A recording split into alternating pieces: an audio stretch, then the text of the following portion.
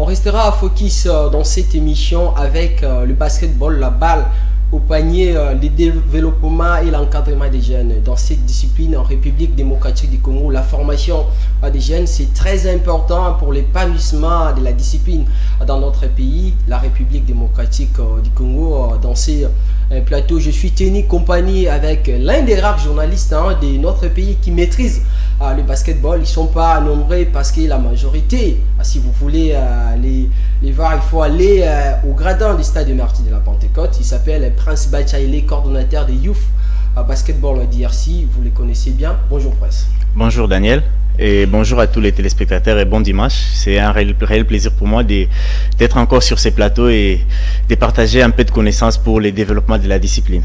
Voilà, autour de nous, un seul invité. C'est quand même un invité spécial, s'il faut le dire ainsi, que vous acceptez ou pas. C'est ça la réalité. Il est spécial parce qu'il est coach des Léopards Senior Méchier Basketball de la République démocratique du Congo. Il a été parmi dans les staffs techniques qui a été sacré champion de la FOCAN à 2019. Justement, FOCAN, on va y revenir ici dans cette émission. On parlera aussi sur la dernière ou les dernières prestations des Léopards à la 4e fenêtre des éliminatoires de la Coupe du Monde Philippines, Japon et Indonésie 2023. Vous les connaissez bien. Il s'appelle le coach Pierrot Ilunga. Bonjour coach et bienvenue. Bonjour Daniel. Bonjour Prince. Bonjour à tous les téléspectateurs et bon dimanche à vous. Coach, la santé ça va? Ouais, ça va. Vous gardez toujours votre taille, la taille d'une gueule. Vous êtes élancé presque. Même assis. On l'appelle souvent 6 mètres. Ah, 6 mètres. Exactement. Quand vous êtes coaché par un monsieur comme ça, déjà élancé, c'est la peur. Ouais. Pas du tout, on est toujours calme. Voilà, dit calme, c'est sa façon. C'est avec cette ambiance qu'on va lancer cette émission. Mesdames et messieurs, bonjour à toutes et à tous et bienvenue. C'est parti pour ces minutes des sports sur les antennes de votre chaîne.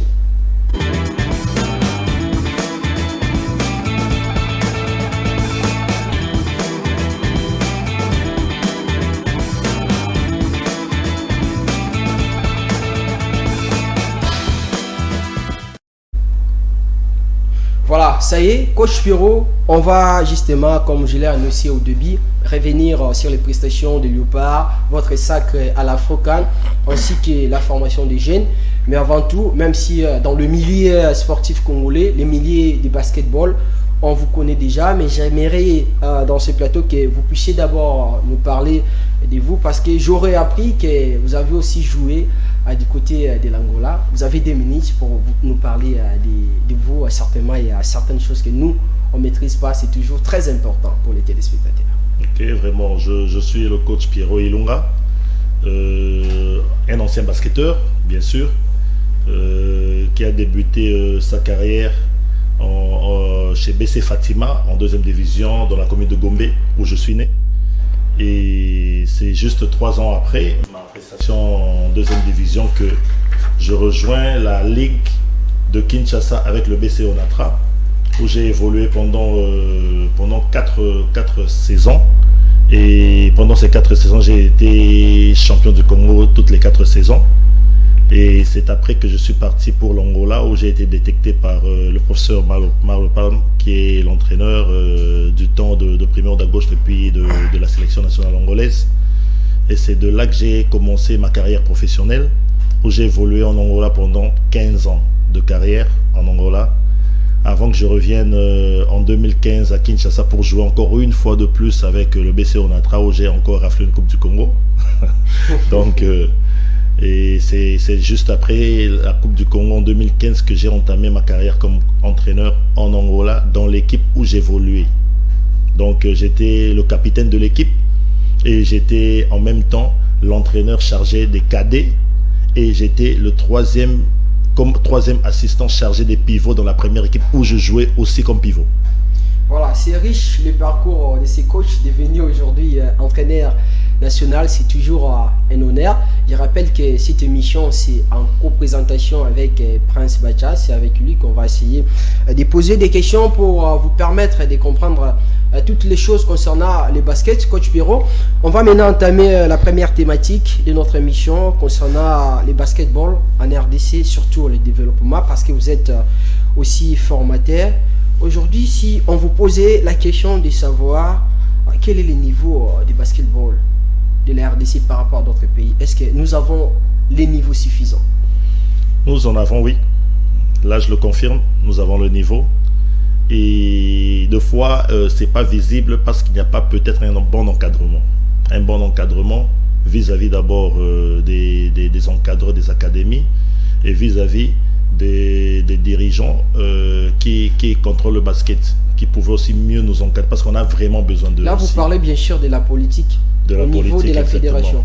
De la politique au niveau de la fédération et puis de la ligue de chaque province qui devrait normalement accompagner aussi les académies qui sont là et chercher à savoir réellement qu'est-ce qui se fait dans les académies, qui est capable d'encadrer les jeunes, qui peut former, ce n'est pas n'importe qui. Aujourd'hui en RDC, c'est mon constat personnel, est que tout entraîneur qui commence comme coach va avec les enfants et commence à entraîner les enfants. Donc c'est comme la jungle où toute personne peut se réveiller, il appelle Exactement. Les enfants, il commence à encadrer. Si je peux le dire comme ça, en tout cas, je le dis avec sans attaquer qui que ce soit, mais c'est dans le souci du développement du basket. Il fallait vraiment normalement avoir un bon suivi dans les académies, savoir qui réellement doit s'occuper des enfants, qui est compétent, qui donne quoi aux enfants et comment. Ce sont des questions vraiment à développer. Oui, coach, est-ce qu'aujourd'hui, parce que vous avez quand même relevé des choses très importantissimes, aujourd'hui, les problèmes de notre basketball, est-ce que c'est au niveau de la formation, tout simplement, ou bien au niveau des financements? Par exemple, le soutien au niveau du gouvernement? Bon, c'est sincèrement côté affaires politiques, subventions, accompagnement, je ne maîtrise pas trop. Je ne maîtrise pas, je ne sais pas. Je ne peux pas dire des histoires que je ne maîtrise pas trop bien. Et je commence d'abord par me focaliser à la partie technique. À la partie technique d'abord. Parce que même quand on est formé en basket, on nous le dit. Vous pouvez former, votre début de formation peut être fait sans moyens et s'adapter aux moyens de bord que vous avez. C'est d'abord ça. Parce que je vais vous donner un exemple. Je suis formé en mini-basket. Oui. Et le mini-basket est tellement différent du basket ordinaire.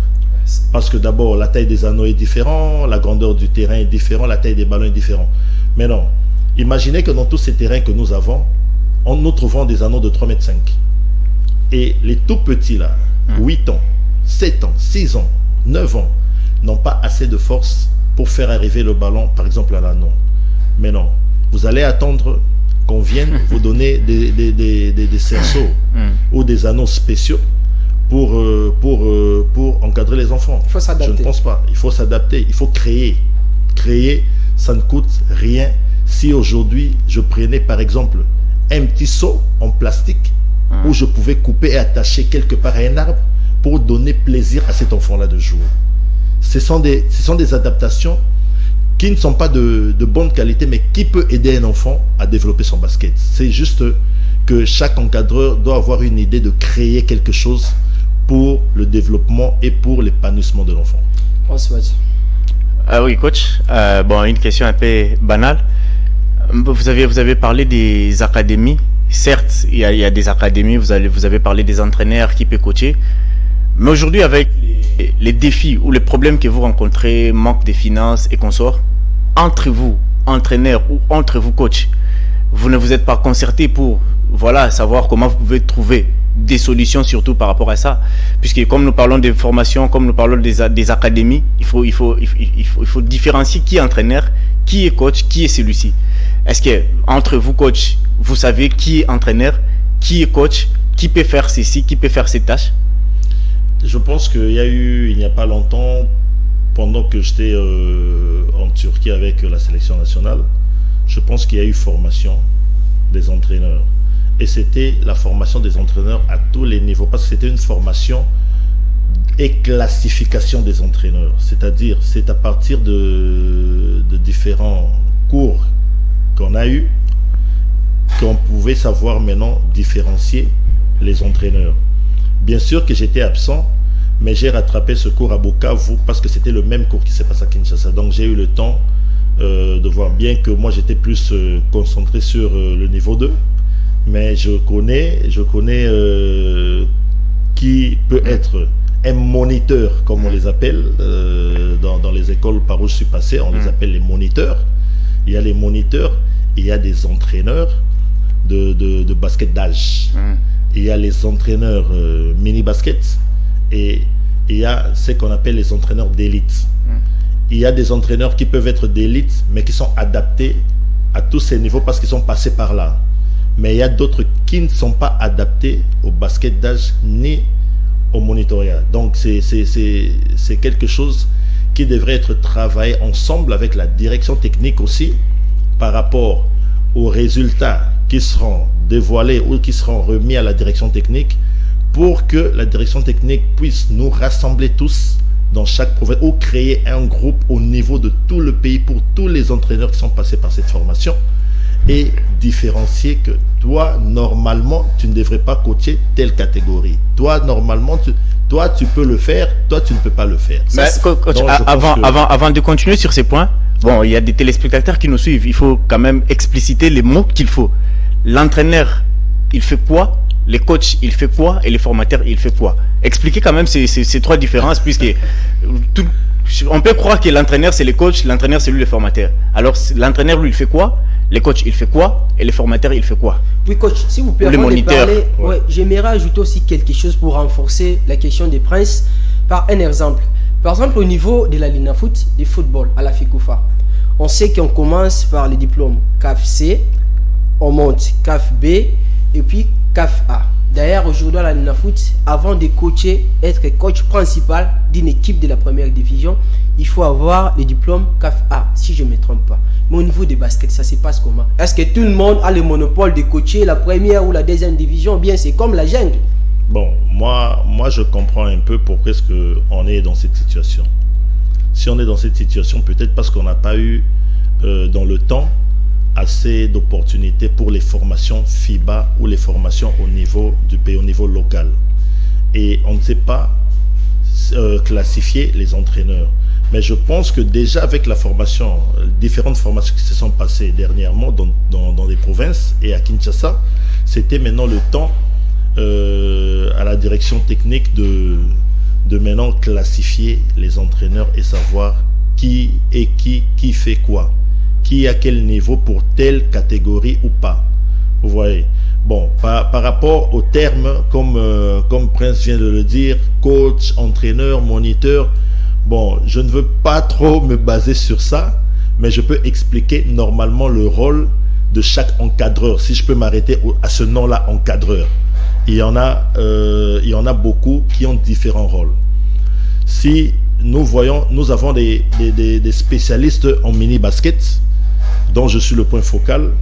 Et dans le mini-basket, tout encadreur de mini-basket est basé sur des jeux ou des exercices à caractère ludique. Coach, vous parlez de mini-basket. C'est quoi d'abord le mini-basket? Parce que nous, on peut comprendre les autres, mais pas tout le monde. Ouais, le mini-basket, c'est une catégorie des jeunes qui va de 5 à 12 ans. Donc de 5 à 12 ans, vous avez ce qu'on appelle des mini-baskets, mais qui est différencié par des catégories. Il y a les catégories U6, 5-6 ans, il y a les U8, il y a les U10 et les U12. Là, ce sont des catégories mini-basket. Toutes ces catégories sont dans le mini-basket. Et les entraînements là-bas, l'encadrement des enfants, c'est totalement à caractère ludique. C'est-à-dire, vous devez créer des exercices qui peut développer le cerveau de l'enfant. Et vous devez créer par rapport à sa situation, à sa position géographique, à sa situation sociale, et créer des exercices adaptés à sa vie quotidienne. Ce n'est pas facile. Ça demande beaucoup de réflexion. C'est vrai on peut aller sur Internet et et voir des exercices, mais ça permet aussi aux entraîneurs qui sont focalisés à ça de créer aussi leurs exercices comme ça. Oui, coach, vous parlez là tout à l'heure, vous faisiez la différence par rapport à la question des princes, encadreurs, et formateurs et puis coach. Exactement. Comme je viens de passer déjà par le mini-basket, et nous avons un autre cas qui est la formation. La formation ne dépend pas seulement des plus jeunes. On peut former même un grand. Ah bon? On peut former un gars de 15 ans. On peut former un gars de 20 ans. Ça dépend de sa capacité de perception et la capacité de compréhension. Et surtout, la capacité de la personne qui est en train de le former. Savoir quoi donner et comment donner. Donc, il y a des coachs qui ne savent pas quoi donner et comment donner. C'est normal. C'est pas tout le monde. Même les instructeurs FIBA ne sont pas spécialistes en tout. C'est-à-dire, même quand nous faisons des formations, là, c'est un instructeur FIBA qui me l'a dit. Il a dit, il y a des détails. Si on vient pour vous parler, par exemple, de la défense, peut-être qu'on va envoyer quelqu'un qui maîtrise mieux ça. Ce n'est pas tout instructeur en FIBA qui maîtrise tout. C'est de la même manière chez les entraîneurs. Pour qu'ils arrivent à ce niveau-là, ils ont commencé par être entraîneurs et on connaissait leur niveau. On savait que lui, il est très fort en formation. Mais pour coacher, par exemple, un match, il est nul. Ça, c'est... Il y a des gars qui ne savent pas comment passer par une formation, former un athlète. Mais si vous lui présentez des joueurs déjà aguerris, il peut gagner un championnat. C'est pourquoi on a deux catégories de coachs. On a les coachs qui sont là pour la performance et les coachs qui sont pour le résultat. Vous voyez? Et mais ici au Congo, apparemment, vous n'acceptez pas cette réalité. Exactement, c'est une réalité congolaise. C'est une réalité congolaise. Tout le monde est basé sur le résultat. Or, avant d'avoir le résultat, il faut passer par la performance. C'est pourquoi tu vois qu'aujourd'hui, des fois, on n'a pas la relève. Dans le basket, aujourd'hui, on pense aux jeunes qui sont à l'étranger, qui sont plus importants que ceux qui sont au niveau du pays. Or, ça devrait être normalement différent. On devrait plus valoriser les joueurs qui sont au niveau du pays, parce qu'on a la facilité de les accompagner. On voit leur évolution. Mais pourquoi est-ce qu'on les néglige? Pourquoi est-ce qu'on dit que ces joueurs ont un niveau bas, pendant que c'est nous qui sommes leurs encadreurs, leurs formateurs? Donc, quand un entraîneur, par exemple, commence par dire que ici au pays, on n'a pas de bons joueurs, lui-même, il se discrédite. Il dit que non, nous, on est incapable de former des bons joueurs. Je ne suis pas bon. Oui, donc il dit que moi-même, je ne suis pas bon. Bon, si je comprends mieux, c'est une manière aussi d'accuser la fédération, parce que c'est la fédération déjà qui organise, qui nous amène des joueurs qui proviennent de l'extérieur, des États-Unis, de l'Europe et tout, alors que la fédération est basée en RDC. La fédération normalement devait déjà, je crois, penser à ça, voir comment valoriser les talents d'ici, peut-être pour les prochaines échéances, comment prendre nos jeunes ici pour la relève aussi pour les équipes nationales. Non, mais il faut faire attention. Il faut faire attention parce que les joueurs qui viennent de l'extérieur, qui viennent ici, ce n'est pas la fédération, c'est le sélectionneur. C'est les sélectionneurs qui contactent. Et la plupart de ces sélectionneurs sont des sélectionneurs qui sont en Europe, mais qui sont choisis par la fédération. C'est une question un peu difficile parce que il y a un moment, nous avions appris que certains coachs ne connaissaient pas certains joueurs qui étaient à la liste. Les sélectionneurs. Certains, oui, on avait appris ça. Je vais te donner un exemple. Ça peut arriver, mais je vais te donner un exemple. Moi, étant sélectionneur, vous avez le droit de me proposer un nom. C'est comme ça que moi je travaille. Même quand j'ai eu les I-18, j'ai travaillé comme ça. J'ai même proposé aux arbitres, parce que les arbitres accompagnent, ils connaissent les joueurs. J'ai causé avec des différents coachs. J'ai causé même avec des adeptes. Propose-moi quel joueur on peut avoir. Ça, j'en ai témoignage, puisque les coachs déjà m'avaient contacté un jour, je crois, pour une fille, voilà. Ça avait proposé qui? Non, je cite pas les noms. Je cite pas les noms. Oui. Donc, ça fait partie de l'humilité du coach. Ça normal de présenter, mais sans obliger, sans imposer. C'est-à-dire, même il y a certains sélectionneurs, quand ils ont des noms et qu'ils ne maîtrisent pas ce joueur, si je suis dans le staff technique, ils me contactent. Mais la plupart de fois, ce sont les joueurs évoluant en Afrique. Mais quand, par exemple, on me dit que la fédération a imposé un nom, par exemple, au sélectionneur, c'est à lui maintenant de décider. S'il trouve qu'il doit accepter ça, la charge lui revient. On ne sait pas, on ne peut pas condamner la fédération pour ça. C'est comme n'importe qui peut me proposer un nom. Si j'accepte ce nom-là, je ne vais pas dire que je l'ai accepté, j'ai échoué parce que c'est Prince qui m'avait donné ce jour-là. Non, non. Vous m'avez proposé un nom et c'est à moi de décider. Donc voilà. Coach, vous pensez est-ce qu'on doit toujours continuer avec cette philosophie, il faut compter sur les athlètes qui jouent à l'extérieur, ou bien c'est le moment de commencer à miser sur la formation, partir d'abord au niveau du pays et puis ajouter ceux qui jouent à l'extérieur pour quand même avoir une équipe performante? Vous avez raison, mais même si on commençait par l'Europe ou par les États-Unis, on finira toujours par revenir ici parce que en réalité, s'il y a vraiment suivi des athlètes qui sont à l'étranger, il faut réellement qu'on puisse être sûr des gars qu'on a. Parce qu'on peut en avoir 8, mais sur les 8, peut-être qu'on n'en a que 3 qui sont vraiment en bon championnat et qui ont de temps de jeu et qui sont importants dans leurs équipes. Ce sont des gars comme ça qu'on doit faire venir. Ce sont des gars comme ça que moi, j'accepte de faire venir parce que je sais qu'il est différent, il est supérieur et il peut me faire quelque chose de très bien sans que je puisse douter. Je ne cite pas, je ne veux pas citer un nom pour dire qu'il a cité juste celui-là, il n'a pas cité mon nom, donc ils se connaissent. Ils se connaissent. Ceux qui jouent dans les grands championnats, ils sont importants pour leurs équipes. Non, mais surtout par rapport au, bon, là, comme vous étiez vous étiez dans les staffs de l'équipe de 2019 pour les CHAN. Aujourd'hui, peut-être les échéances, je crois, c'est en 2023. Et que ça arrivait aujourd'hui, voilà, les coachs Pirot, on vous dit, voilà, vous faites la sélection des joueurs locaux pour l'Afro-CAN. Vous allez en trouver? Bien sûr. En RDC? Bien sûr. Moi déjà... Ou vous allez reprendre toujours les mêmes noms qu'on connaît, moi, je suis qui étaient là en 2019? Qui travaille avec anticipation. C'est-à-dire, même que je sois appelé ou non, moi j'ai toujours ma base de données à la maison. J'ai ma plateforme déjà créée pour le basket de toutes catégories. C'est-à-dire, si vous me demandez maintenant de vous faire une liste des U16, j'ouvre mon ordinateur, je vous présente une liste de 30 joueurs. Je vous présente une liste de U18 de 30 joueurs. C'est pourquoi, si vous avez remarqué, pendant le championnat, vous me trouvez dans presque tous les terrains. Moi, je fais le tour. Quand je suis libre un week-end, pendant la semaine, il y a un match quelque part à Mongafula, Cité Verte, Njili. Moi, j'y vais. J'y vais pourquoi? Je cherche. Je cherche pour, au cas où je suis appelé à la sélection nationale, ou pour le club où je vais travailler. Donc, moi, je prépare toujours. C'est une manière pour vous de gagner la confiance à la fédération? Bon, c'est à la fédération de donner cette réponse, je ne sais pas. Coach Pirot, il s'avère que le basketball congolais est concentré sur Kinshasa et l'extérieur du pays. Les provinces, apparemment, les athlètes sont jetés au calendrier grec. Mais on a vu des images où la fois passée, vous étiez allé du côté de Bukavu, dans un centre de formation des caviars. Est-ce que c'est une manière de changer le paradigme pour bien faire les choses? Donner la chance aussi à ceux qui jouent au niveau des provinces. D'ailleurs, on va voir les images là que Hazard va nous proposer. Ouais, le basket, c'est vraiment une vie pour moi.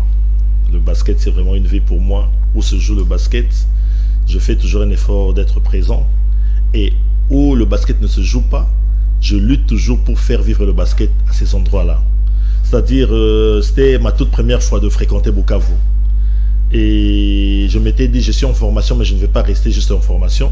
Je dois chercher pendant mes temps libres, faire le tour ou on m'inviter. Et c'est comme ça que j'ai eu le temps de travailler aussi avec Caviar.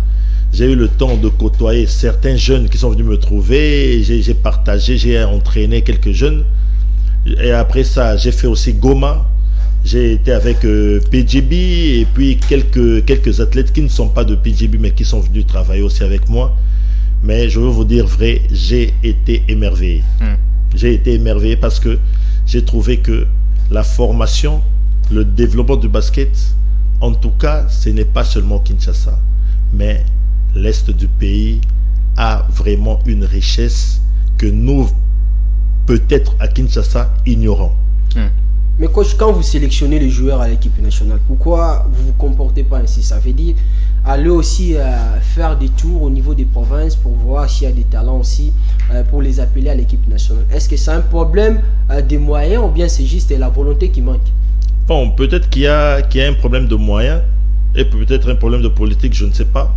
Mais si ça dépendait de moi, je peux vous donner une réponse que c'était à la direction technique de placer même les directeurs techniques adjoints dans des provinces comme ça où se joue le basket pour nous faire toujours un rapport des joueurs qui se distinguent, c'est-à-dire par rapport à leur âge, parce que c'est vraiment très important, ça facilite au sélectionneur de faire son travail. Moi, je valorise toujours le basket local, je valorise vraiment le basket local, je connais la richesse du basket africain, parce que la plupart des compétitions que nous faisons, c'est surtout en Afrique. Et le basket africain n'est pas le basket européen, c'est autre chose. Il faut avoir une notion de ça. Et si vous remarquez bien, la plupart de nos joueurs, même en première équipe, qui sont en équipe nationale, qui viennent, ce sont des joueurs qui sont passés par Kinshasa, par le Congo d'abord, avant d'aller évoluer. Donc ils ont une notion de qu'est-ce que c'est le basket africain. Donc pour moi, c'était une chance vraiment d'être en province et découvrir. Et si aujourd'hui on me demandait de faire une sélection d'âge, en tout cas, je pense que même l'Est du pays ne manquera pas, parce que j'ai vu qu'il y a vraiment une richesse là. Coach, pardon, Prince. Daniel, excusez-moi, c'est toujours dans les mêmes points. Vous parlez que si on vous donnait cette possibilité de faire une sélection, l'Est ne manquera pas. Mais en 2020, vous êtes coach U18, mais on n'a pas vu d'égard de l'Est. Peut-être parce que la liste n'a pas été publiée, mais à vos entraînements, il y avait des jeunes de Kinshasa que nous connaissons. Je vais vous dire une chose. Je pense que cette émission est suivie partout. Oui. Et je pense que le coach keeper me suit. Il vous dira combien de fois j'ai contacté et il m'a fait une liste et nous avons mis les noms de certains athlètes dans la présélection. Je veux vous dire que nous avons eu, dans les U18 là, nous avons eu des joueurs même de Lupopo, les joueurs de, je pense c'était Mazembe, parce qu'il y avait un jeune Yves qui a joué cette année à Mazembe. Oui. Il y a eu Banza, Alex, non pas Alex, son petit frère Joël Banza, qui est actuellement chez Showsport. Ce sont des jeunes que nous avons découverts et qui étaient sur la liste et qui devraient voyager avec nous, bien qu'ils n'étaient pas encore sur place à Kinshasa pour l'entraînement. Mais c'était prévu qu'ils aillent avec nous. Donc à Goma, on avait 2 joueurs que le coach keeper nous avait proposé. Malheureusement, on n'est plus parti. Et c'est comme ça. On ne peut que contacter là où on a des contacts. Donc si on n'était pas passé par Bukavu, parce que personnellement je n'avais aucun contact, c'est maintenant que j'ai créé des contacts avec certains milieux où se joue le basket, bien que je ne connais pas encore Béni. Et vous ne regrettez pas, coach? Dans quel sens? Aujourd'hui vous faites des sélections, mais il n'y a pas compétition pour les jeunes, les I16, I18. Vous faites une sélection, vous vous dites je suis déterminé, peut-être avec ça je vais arriver jusqu'en demi ou en finale peut-être de l'Afro-Basket I18 ou I16. Mais les jeunes ne voyagent pas. Et puis cette génération va passer. Vous ne regrettez pas? C'est quelque chose un peu très compliqué parce qu'on doit d'abord savoir faire la différence. La différence entre le basket d'âge et la 2e division. Là, je voulais vraiment revenir dessus. Voilà. Parce que ça fait 2 fois mal. Et j'ai vu même certains coachs et certains dirigeants réclamer que, en 2e division, vos joueurs sont plus vieux que mes joueurs, comment est-ce qu'on peut jouer ensemble? J'étais là, j'ai regardé, j'ai dit bon, peut-être que je dois partager avec différentes personnes pour expliquer c'est quoi la différence. La 2e division ne veut pas dire faire jouer les enfants de 15 ans, 16 ans. Ce n'est pas la 2e division. Mais quand on parle de la 2e, on parle de Lebakin. De Lebakin. Lebakin est un championnat senior. Ok. Lebakin est un championnat senior, mais de division inférieure. Wow. Oui. Et à part ça, il y a maintenant un championnat qu'on appelle des juniors, que le Bakin Est maintenant est en train d'organiser. Les U18, c'est-à-dire les 17 et 18 ans. ils ont leur championnat. Il y a un championnat de cadets, qui est un championnat de 15-16 ans. Il y a un championnat de minime, qui est un championnat de 13-14 ans. Mais nous n'en avons pas. Malheureusement. J'ai eu le temps de discuter une fois avec le secrétaire Chibangu de Le Bakin Est. Sa seule préoccupation, c'était le manque de sponsoring. Ok. C'était ça. Il a cette volonté. Moi, je discute avec lui. Il a cette volonté. Faire jouer déjà un championnat de cadet à Le Bakin Est et un championnat de juniors, c'est une grande volonté. Coach. Une très grande volonté, mais qui demande encore d'efforts pour aller plus loin que ça et être étendu, être propagé au niveau de tout Kinshasa et propagé dans les provinces. Ça aidera même aux sélectionneurs dans le futur d'avoir des sélections U14, U16, U18 et faire un effort, surtout de participer dans des compétitions internationales pour le développement du basket congolais. Coach, pourquoi les sponsors ne viennent pas au-delà de la qualité, les athlètes que nous avons? Est-ce que pensez-vous c'est un problème de l'organisation qui influe sur cette volonté des sponsors de venir pour soutenir ces champions? Peut-être que c'est un manque de stratégie. Peut-être que c'est un manque de quelqu'un qui est spécialisé en ça pour le faire. Parce que je veux vous dire, aujourd'hui, je peux aller frapper de gauche à droite, mais peut-être que je ne peux pas aussi réussir. Mais si, par exemple, j'utilisais quelqu'un qui domine cette branche, je pense qu'il peut aider. Des fois, nous manquons de faire le bon choix des personnes qui peuvent s'en charger. Moi, je pense que d'abord, c'est ça.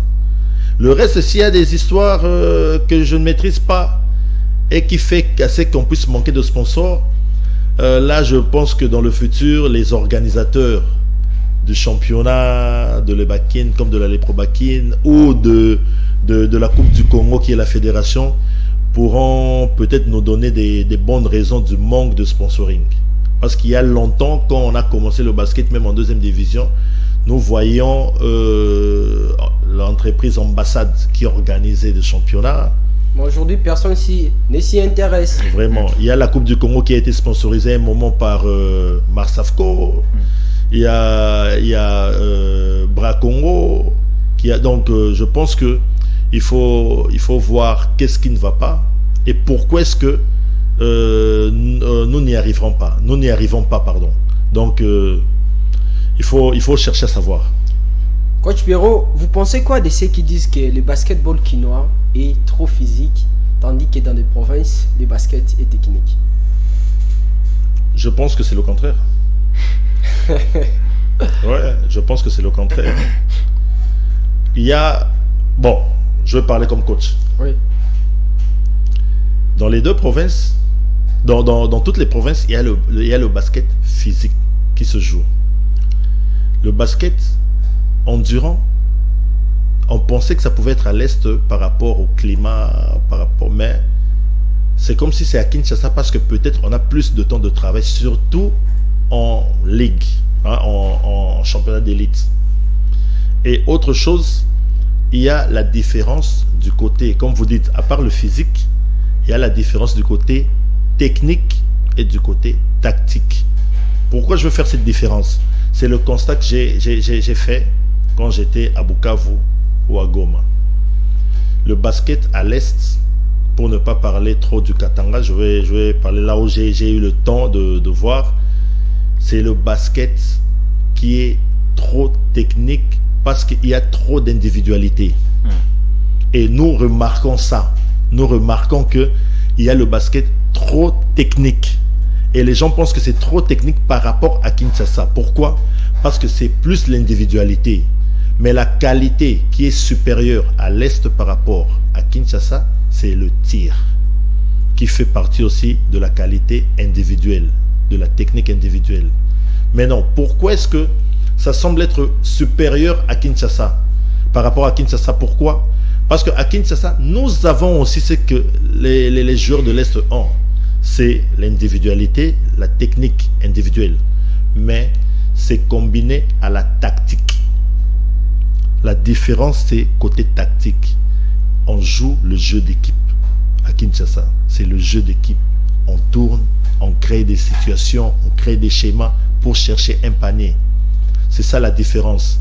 C'est pourquoi vous ne voyez pas trop la technique individuelle au niveau de Kinshasa. C'est ça la différence, mais ça existe.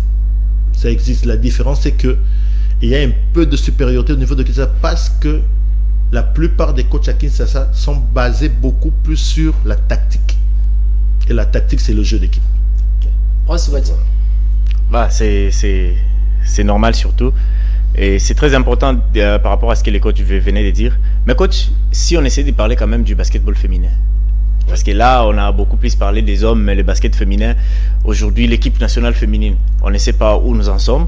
L'équipe d'âge féminine et surtout aussi les championnats féminins, on ne sait pas où nous en sommes. Coach, le mal vient d'où? Je vais pointer. J'ai eu plusieurs conversations avec différentes personnes par rapport à ça. Il y a, pour ne pas citer des noms, il y a certaines dames qui m'en ont parlé aussi. Ah, mais coach, vous êtes là, vous encadrez les jeunes. C'est comme si vous êtes plus concentré chez les garçons que chez les dames. Mais les personnes qui m'ont parlé, ou qui m'attaquaient, si je peux le dire comme ça, ce sont des anciennes basketteuses. Moi, j'ai posé juste la question, j'ai dit, d'abord, étant ancienne basketteuse, vous pouvez ne pas être coach. Moi, j'ai besoin de vous. Ok. D'abord, pour sensibiliser ces jeunes filles, pour sensibiliser les parents, être comme des conseillères dans nos académies, être comme des encadreurs des dames dans nos académies. Vous allez voir que c'est par vous que vous allez convaincre ces jeunes dames-là à venir s'entraîner. Pourquoi je dis ça? Moi, j'ai eu le temps de parler et de faire venir certaines dames dans mon académie. Elles viennent deux fois voir les enfants. Pourquoi? La jeune fille, deux fois, a ses besoins qu'elle ne peut pas partager avec peut-être son coach. Qui suis-je? Vous voyez? Mais devant une ancienne, elle va la considérer comme une maman.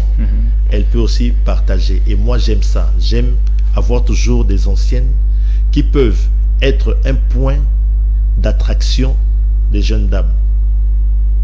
Et c'est à partir de là que nous pouvons aussi avoir le temps d'une bonne formation, avoir une bonne communication à travers ces anciennes basketteuses-là qui sont très importantes pour le développement du basket féminin. Mais peut-être elles-mêmes ne s'en rendent pas compte. Donc c'est aussi très important aujourd'hui de prendre les images telles que les Natacha Mambenga, les Betty, les Mireille, les ramener là où il y a des jeunes. Exactement. Si aujourd'hui on trouve que les plus âgés que les Betty, tout ça, peut-être que les enfants ils trouvent que ce sont des mamans déjà, mais on va recourir par celles qui sont en fin de carrière ou celles qui viennent d'arrêter ou celles qui veulent arrêter mais qui n'ont pas encore arrêté. On va commencer à les utiliser pour être amis aux joueuses, amis, conseillères des joueuses et motivatrices pour ces joueuses. Ouais. Ça, c'est un projet que j'ai pour développer le basket féminin. C'est contacter toutes ces anciennes, organiser des camps de basket seulement pour la fille, organiser des tournois pour la jeune fille, mais coacher et organisé par les anciennes basketteuses. Donc vous comptez organiser quelque chose qui va rassembler toutes les filles. Exactement. Je compte organiser ça, mais ça sera avec l'aide des anciennes.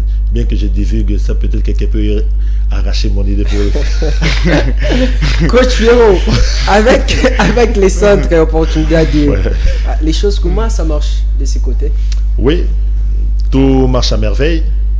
Comme on le dit toujours, c'est pendant les vacances qu'on a un très grand nombre d'enfants et on sait comment les gérer. Aujourd'hui, ils sont à combien? On a plus de 250 enfants. Wow. Je vous dis pendant les vacances, il fallait faire. Déjà, je commence pendant les vacances. On s'entraîne tous les jours. Apparemment, c'est un centre que vous cachez. Hein? Nous, on n'avait pas même cette information. Mais je vous dis, c'est chaque année qu'on a un grand nombre d'enfants. Et avec ce grand nombre, on commence à. Parce qu'on occupe maintenant la 10e rue, au Cercle Thérésia. Et on commence à négocier même avec le Cercle Thérésia pour occuper presque tous les jours, matin, soir. Okay. Qu'est-ce qu'on fait?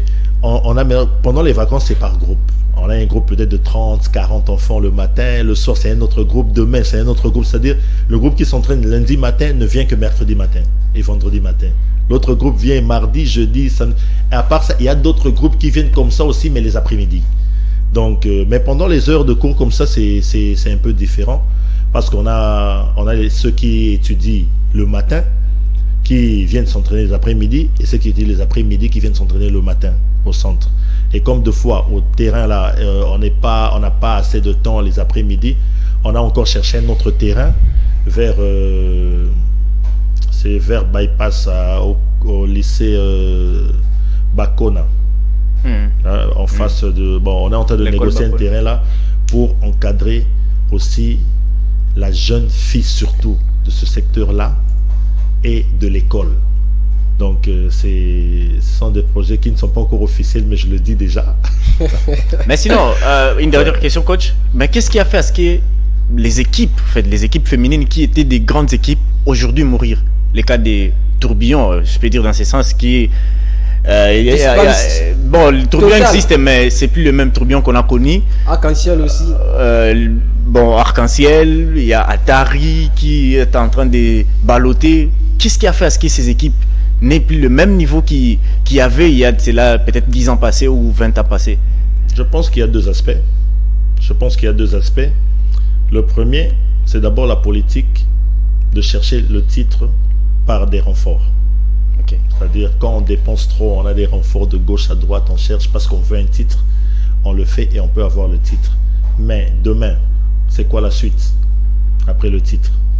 Ça arrive quand vous arrivez déjà à ce moment de prendre beaucoup de renforts, c'est-à-dire que vous avez oublié que vous pouvez aussi former. C'est déjà un problème sérieux. Et si vous voulez vous concentrer à la formation, alors il faut avoir des personnes sérieuses qui sont fortes en formation et qui ont cet amour du basket pour encadrer. Si vous n'avez pas ces options-là, en tout cas, oubliez. Parce qu'il y aura tellement de difficultés. Je vais vous donner un cas typique de tourbillon. Aujourd'hui, un cas exceptionnel. Vous voyez tourbillon d'être privé de son terrain. Un terrain qui n'existe plus. Un terrain qui, même lorsque je joue au basket, on allait jouer là-bas le dimanche. C'est vrai que c'est un parking des voitures. Il fallait attendre jusqu'à ce que tout le monde enlève sa voiture de là pour jouer au basket. On va balayer, on va jouer. Moi, je quittais Gombe pour Lemba pour aller jouer dans ce terrain-là. Donc, je connais très bien ce terrain. Aujourd'hui, ce terrain n'existe plus. Aujourd'hui, Tourbillon va louer à la Fikine pour s'entraîner et ne s'entraîne pas tous les jours comme c'était avant. Le problème aussi, c'est le terrain. Quand vous avez un endroit à vous où vous pouvez vous entraîner tous les jours, l'enfant évolue rapidement. Et si c'est un terrain, vous devez départager, que vous devez venir mardi et puis revenir vendredi, le développement de l'enfant qui pouvait se faire en 2 mois se fera en 8 mois. Donc il faut vous attendre à ça. Voilà, là, nous sommes en train de suivre la prédication du pasteur Pierrot Ilunga. Il est très à l'aise. Ça veut dire, dans le pays, l'expertise, il y en a. Mais malheureusement, nous sommes dirigés, le basketball est dirigé par des personnes, je ne sais pas comment les qualifier, des incompétents, manque de volonté, des fois avec des choses qu'on n'aime pas, qui est en train de détruire les baskets congolais. C'est vraiment dommage. On va prendre la deuxième thématique de cette émission. On va parler des équipes nationales de la RDC. Là, j'ai fait allusion à la 4e fenêtre ainsi que la FOCAN. Mais avant ça, on va d'abord suivre Verdum Kingete. Il est analyste sportif. Il a émis son opinion par rapport à l'organisation du basketball aujourd'hui, la gestion du basketball. Vous savez ce qui ça se passe partout à la Liprobaken. Vous sentez ce qui ça ne sent pas bon. Ça démontre la descente aux enfers de cette discipline. On va suivre Verdum Kingete et puis on revient avec le coach Pierrot Ilunga pour continuer avec cette thématique concernant l'équipe nationale de la République démocratique du Congo. Depuis l'arrivée du président de la République, Félix Tshisekedi Tshilombo, la seule discipline sportive qui fait honneur à la RDC s'appelle le basket. Pourquoi je l'ai dit? 3 choses. 1. La participation du BC Espoir Foucache à la balle. La RDC a remporté la FOCAN Mali 2019. La RDC joue les derniers tours des éliminatoires de la Coupe du Monde de basket prévue en Philippines en 2023. Malheureusement, cette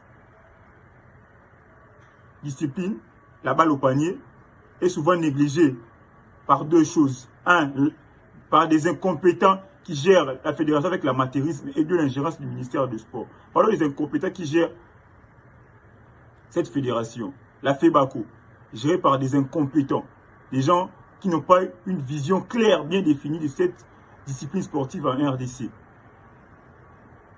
Un, toutes les ententes ne sont pas bien organisées. Au finish, tous les vainqueurs des ententes n'ont pas de subventions. Mais on s'est dit, pourquoi pas payer, faire le marketing, le management? Parce qu'il n'y a pas de tête sportive pour une vision sportive. Deux, la sélection. La RDC passe des problèmes de vache maigre pour sa participation à la Coupe du Monde. Dans chaque fenêtre, il y a un nouveau entraîneur qui vient avec ses joueurs. Et même les critères de sélection ne sont pas pris en compte. Pourquoi? Parce que les affinités plus au-delà de la compétence. Et surtout, le plus grand mal, c'est à chaque fois, il faut faire toujours part aux étrangers par rapport aux fils du pays.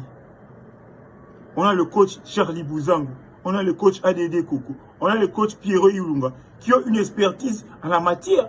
Pourquoi faire confiance aux expatriés par rapport aux nôtres? Je pense que cette complexe d'infériorité doit cesser. Parce qu'on sait bien, lorsqu'on fait part à l'expertise étrangère, c'est coûteux. L'expertise étrangère est coûteux. L'expertise congolaise, elle est dévalorisée. Ils ne reçoivent que des miettes. Parce que l'ennemi du développement du Congo est congolais. Faisons confiance aux fils du pays. Et de deux, le cas de l'arbitre Banza, qui a été parmi les gens qui avaient valablement représenté la RDC à l'Afro-Can Mali 2019. Malgré la promesse du chef de l'État qui est venu en retard, l'arbitre n'a pas reçu sa voiture. Les autres ont reçu. 2 poids, 2 mesures. La personne qui a confisqué la voiture de l'arbitre international Banza peut le remettre dans ses droits. On ne veut pas avoir des hommes forts, on veut avoir des institutions fortes.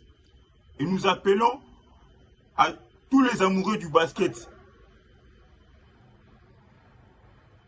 de mettre sur une table. On veut avoir des élections. Que tous les médias puissent dégager de la fédération. L'heure n'est plus au discours de la pragmatique. L'amateurisme, les intérêts égoïstes ont mis les baskets congolais à terre. L'heure, c'est l'heure du renouveau. Le renouveau, c'est une nouvelle classe dirigeante pour l'émergence du basket en RDC. Tous ces médiocres doivent dégager. Un nouveau vent s'impose. Voilà, Verdun Kengete depuis Londres, en Angleterre. Bonne journée, mon confrère. Bonne journée, de bonnes choses.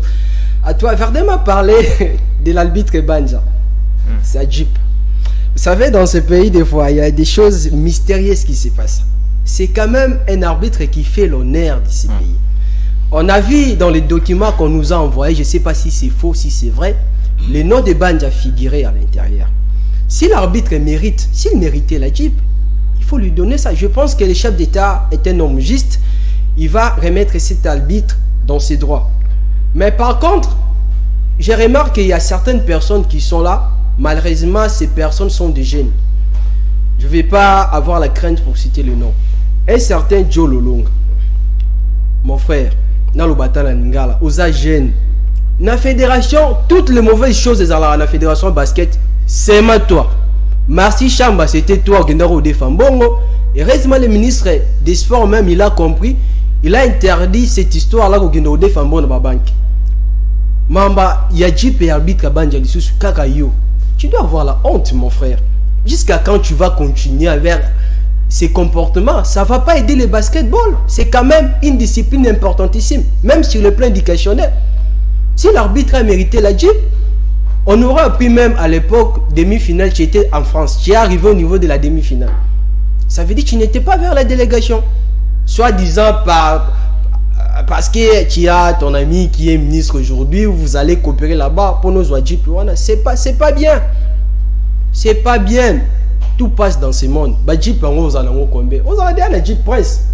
Joe Lolong, je les vois avec une Jeep comme ça, non? C'est un cadre. C'est un cadre. Ouais. Mais quand on ne mérite pas, mon frère. Donc il y a des choses qui nous énervent. On a l'obligation de les dire parce qu'on est journaliste, quoi qu'il en soit, quoi qu'il en coûte, quel que soit mon brossard, là, nous on s'en fout. On l'a dit parce que cet arbitre mérite. Si c'est vrai, information tous en haut, il mérite la Jeep. Il ne faut pas continuer vers ces comportements comme ça. Ça ne va pas aider notre basketball. Coach Viro, on a suivi Verdem. À un moment, il a parlé de l'organisation, les pro-Bakin et Bakin. C'est quand même un sujet très important. Avant d'arriver à la Pro-Bakin, il faut d'abord commencer à arranger les choses au niveau de l'Ebakin, de la deuxième division. Oui, exactement. C'est un constat que j'ai fait, mais j'avais oublié de mentionner ça ici. C'est que l'objectif de la deuxième division, c'est viser la ligue. N'est-ce pas? Si les équipes sont en deuxième division, je pense que c'est d'abord pour viser la ligue, vu que c'est un championnat senior. Mais des fois c'est compliqué. J'ai eu à discuter aussi avec certains cadres. Pourquoi obliger aux équipes qui sont en ligue d'avoir une équipe en deuxième division? Pour quel objectif? Si ce sont tous des seniors.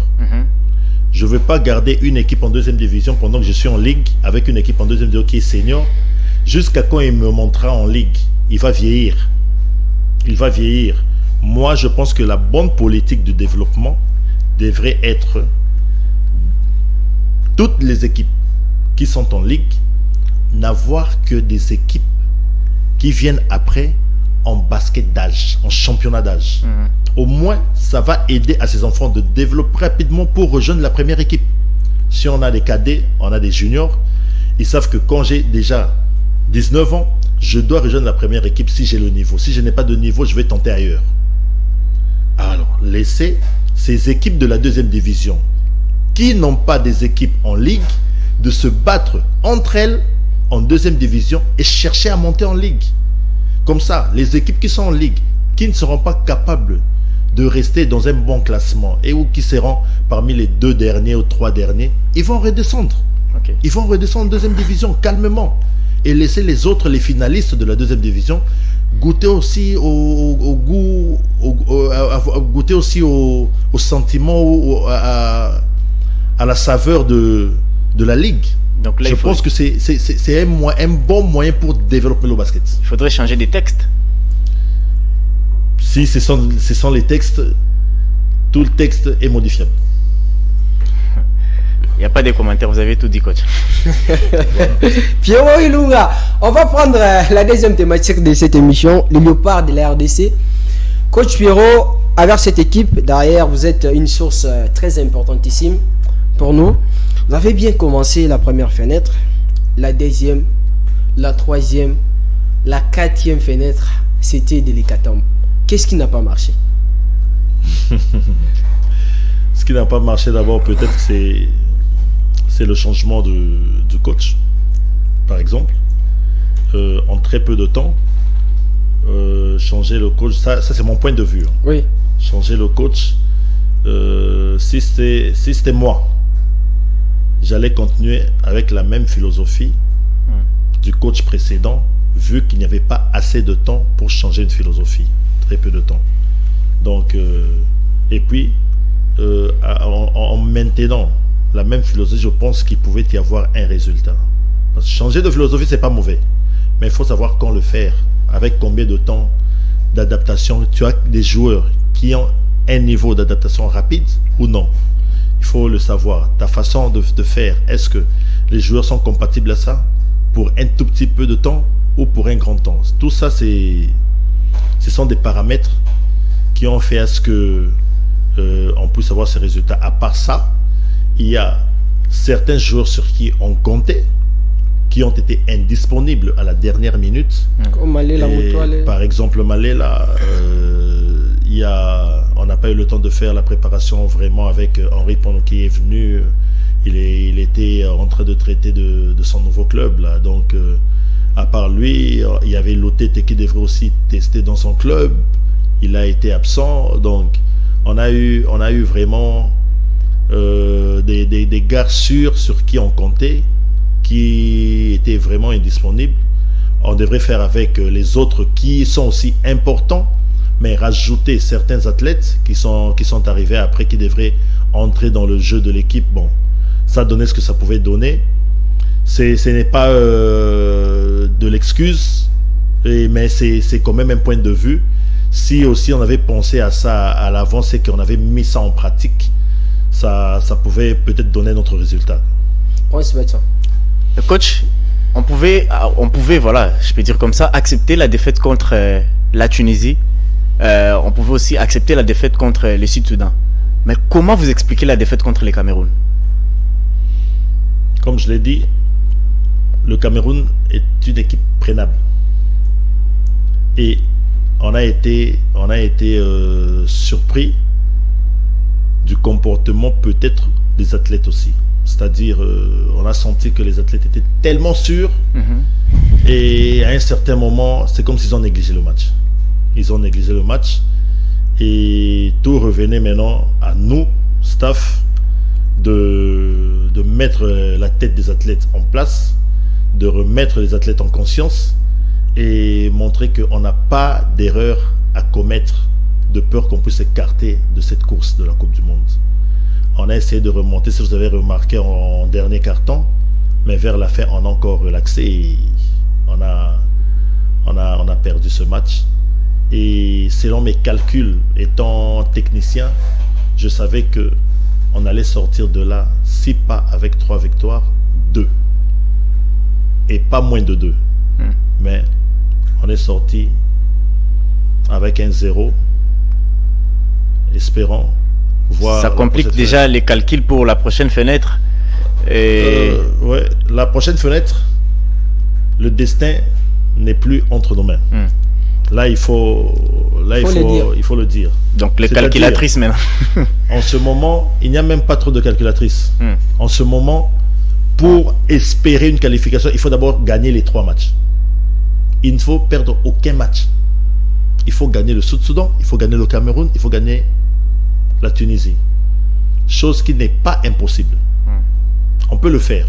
Maintenant, pour confirmer la qualification, il faut attendre que le Sénégal puisse avoir au moins 2 défaites sur les 3 matchs. C'est ça, c'est pourquoi je dis que le destin n'est plus entre nos mains. Donc nous dépendons maintenant, nous allons tout faire pour avoir les 3 victoires, mais nous allons maintenant regarder le Sénégal. Nous allons regarder le Sénégal, attendre que le Sénégal puisse avoir 2 défaites pour qu'on puisse être qualifié en Coupe du Monde. Coach Pierrot, à l'absence de Malela Moutoualé et Marcim Chamba, est-ce que ce n'était pas les moments de donner aussi la chance aux jeunes qui prestent certainement au niveau de la Ligue Pro Biking et d'autres championnats provinciaux comme Arsène Moana ou Toussaint? Toussaint n'a jamais été testé par exemple dans l'équipe nationale. C'est une bonne idée, j'y ai pensé. Aujourd'hui, personne ne nous dira que... Personne ne va me convaincre en me disant que Toussaint est un petit détail parce qu'il y a quelqu'un qui m'a dit ça. Non. Moi, je connais le basket africain, je connais les joueurs. Si vous me parlez de Toussaint qui est petit détail, je ne sais pas comment Dunda en Angola joue. Et puis il est parmi les meilleurs marqueurs de la sélection. Il est de la taille de Toussaint. Et Toussaint est plus musclé que lui. C'est lui qui joue dans Petro. Dans Petro. Oui. Il va en balle, il joue normalement. Il va en équipe nationale, il joue normalement. Ils sont à 2. Il y a l'autre, le gaucher, Gerson Gonçalves. Il est très petit de taille. Mais ce sont les meneurs principaux de Petro. Et les meilleurs meneurs du championnat angolais. Donc, en parlant de Toussaint, c'est quelque chose qui met en tête. Comme on dit, citer le nom d'un athlète ne veut pas dire le garantir une équipe nationale, mais peut-être le garantir une présélection. Et c'est à lui maintenant de... Vous donner la confiance. Oui, exactement. Comme vous l'avez fait à plusieurs reprises avec Arsène, avec Chris Paka, à un moment, avec Pierre Ntembo. On se bat pour donner la chance à nos locaux de s'entraîner, de travailler dur, d'oublier le complexe d'infériorité. Vous voyez, être habitué des stages, des voyages, des salles, pour qu'un jour, s'il est retenu, qu'il trouve que tout est normal et qu'il peut jouer. Parce qu'un grand joueur peut aussi sortir de la compétition par complexe. Ça arrive. Le cas Arsène, c'est un petit que j'admire beaucoup, un très bon petit, que quand je l'ai connu pour la toute première fois, j'ai voulu l'avoir chez Terreur. en ma deuxième année de terreur. Mais malheureusement, son équipe n'avait pas cédé. Je crois qu'il avait joué pour le Lubumbashi Sport, si je ne me trompe pas. Et c'est un petit que j'ai toujours motivé, même dans les préparations. Le problème est que c'est moi qui le connais. Les autres entraîneurs qui viennent de l'Europe ne le connaissent pas. Et le grand problème chez Arsène, comme je lui ai toujours dit, ne sois jamais timide à l'entraînement. Parce que à chaque fois qu'il y a des exercices et que toi tu sens comme si tu es inférieur par rapport aux autres, ça t'élimine. Hein? Ça t'élimine de la compétition. Deux fois, on peut avoir un grand joueur qu'on a mis de côté parce qu'il a été éliminé par lui-même. Et moi, je ne sais pas, deux fois, je suis incapable de défendre un tel athlète parce que qu'est-ce que je veux prouver au sélectionneur principal? Qu'est-ce que je veux lui dire qu'il n'a pas vu?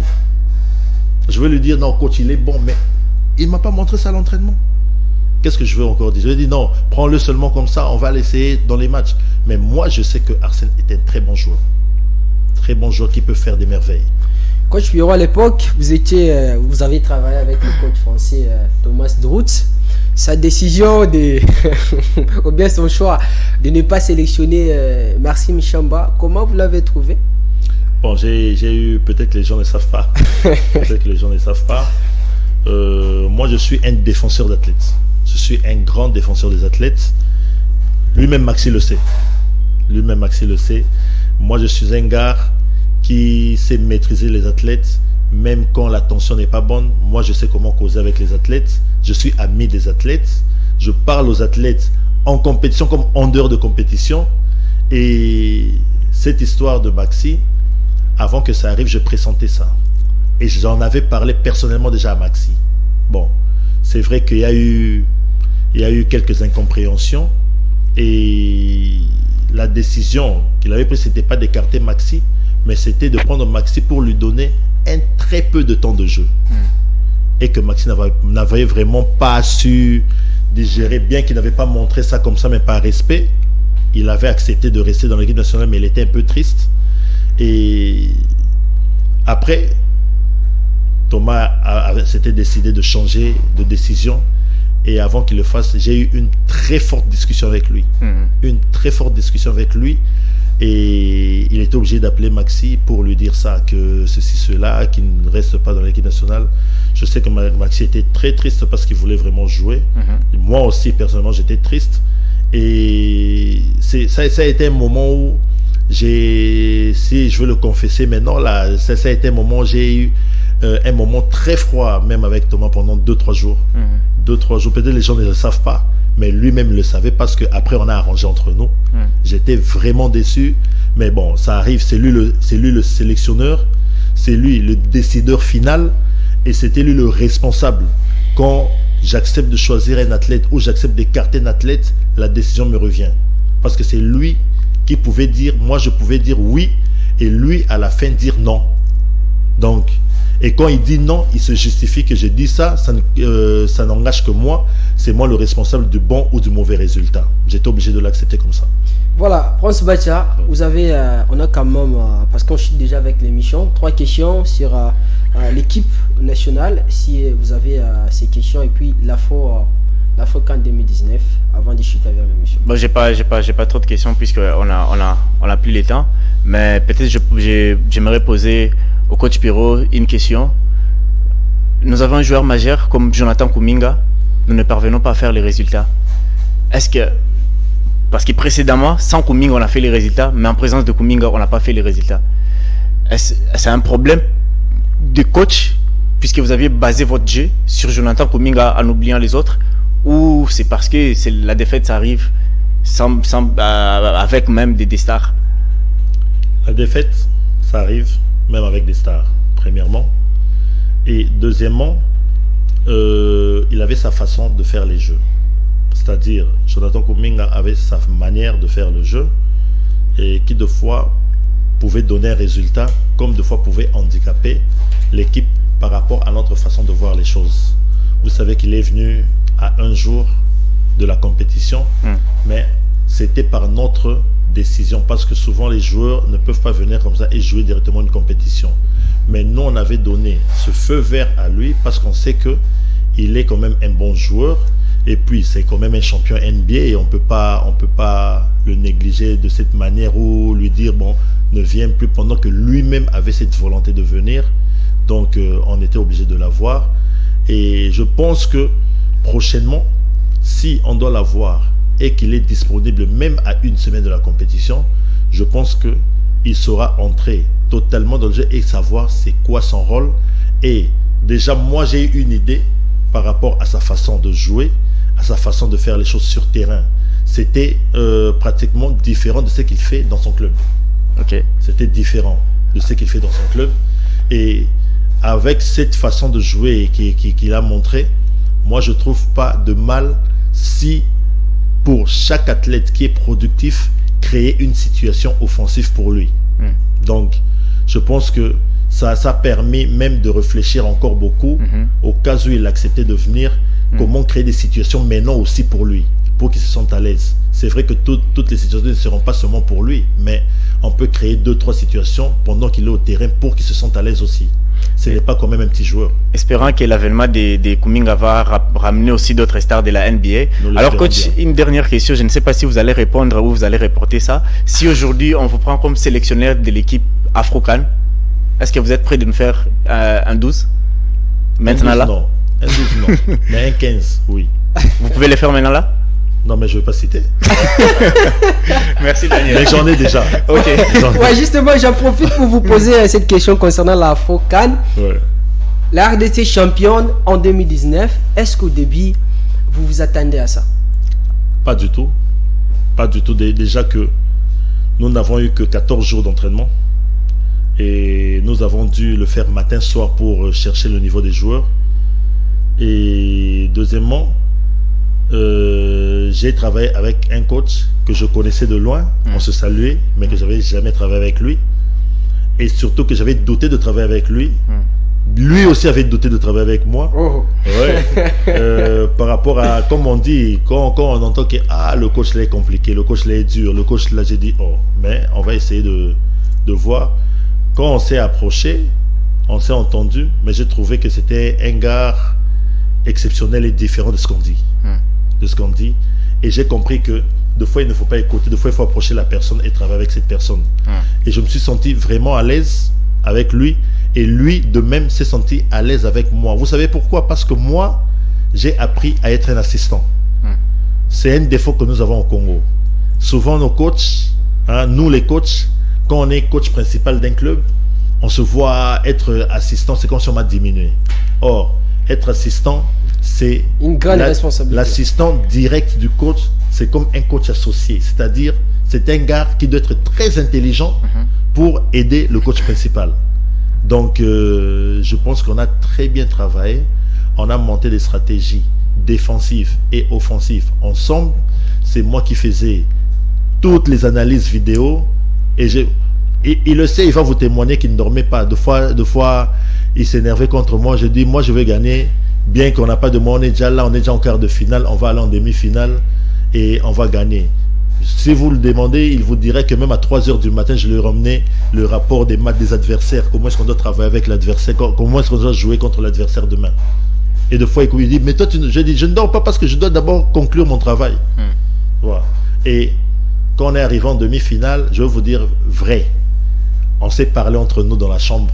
On a dit, bon, la demi-finale, c'est contre l'Angola. C'est contre l'Angola. Même si on perd, déjà, ce qu'on a fait jusque-là, c'est déjà bon. On sera bien accueilli au pays. Okay. Mais on va tenter. Je lui ai dit, on va tenter, mais moi, je sens qu'on va gagner. Il m'a posé la question, pourquoi? J'ai dit oui, parce que moi, je viens de cette école-là. Je connais comment cette école-là fonctionne. Et si on gagnait, ça nous donnera encore plus de crédit. On doit gagner ce match-là. Et on est allé, on a gagné. Quand on a gagné, on a vu la finale, on a dit non, la finale, on ne viendra pas jouer, on viendra pour remporter. Wow. Donc c'était ça. Mais quand même, c'était une génération dorée, Maxime Chamba, Ivan Chongania. Non, mais ce sont des héros. Moi, je veux vous dire, tout athlète qui a été avec moi en Afro-CAN, quand je l'ai écrit, j'écris toujours champion. Bonjour champion. Ce sont des champions éternels. La dernière question, pour clore avec l'émission, on aurait appris que bientôt là, vous allez quitter les BCTR quand tu viens. J'en parle les conditionnels. On aurait appris. C'est pas d'information confirmée.